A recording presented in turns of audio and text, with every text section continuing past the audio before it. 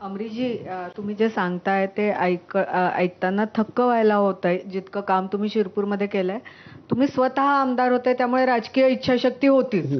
पण मग अडचणी काय आल्या? मुंबईहून तिथपर्यंत पैसा पोचणं, नंतर ज्या काय त्या फायलींमध्ये कामं अडकतात वगैरे, ह्या सगळ्यांवर तुम्हालाही मात करावी लागलीच असेल. थोडाफार झालं, कारण काय आहे की माझे संबंध सगळ्यांशी चांगले राहिले आणि सगळ्यांनी एक गोष्ट मान्य केली होती की चांगल्यासाठी करतोय. आता हे ऑफ द रेकॉर्ड बोलतो, आता तुम्ही काही रेकॉर्ड करू नका असं माझं मत आहे, पण ते मी ऑफ द रेकॉर्ड बोलतो. माझ्या जीवनात 5 रुपये मी कोणाकडून घेतले नाही. मी बिझनेसमध्ये कमवले आणि त्याच्यावर सामाजिक काम केलं मी.